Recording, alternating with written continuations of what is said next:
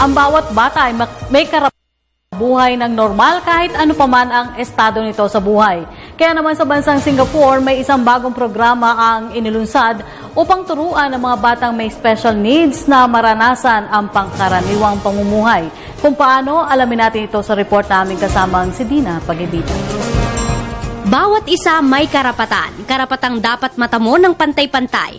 Kabilang na riyan ang karapatang makapag-aral anumang estado mo sa buhay. Sa bansang Singapore, bilang suporta sa mga batang may espesyal na pangangailangan o special needs children, isang bagong programa o school-to-work program ang pinapalawak.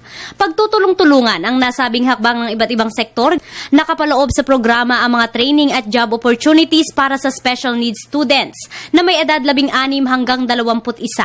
Nakasentro rin base sa kanilang pangangailangan at kakayahan ang mga ibibigay na training at trabaho.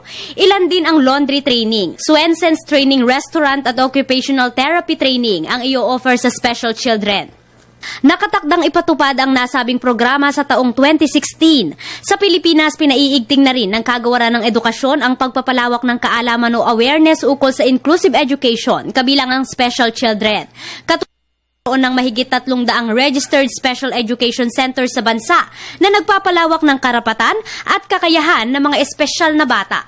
Para sa Telebisyon ng Bayan, ako si Dina Pag-ibitan.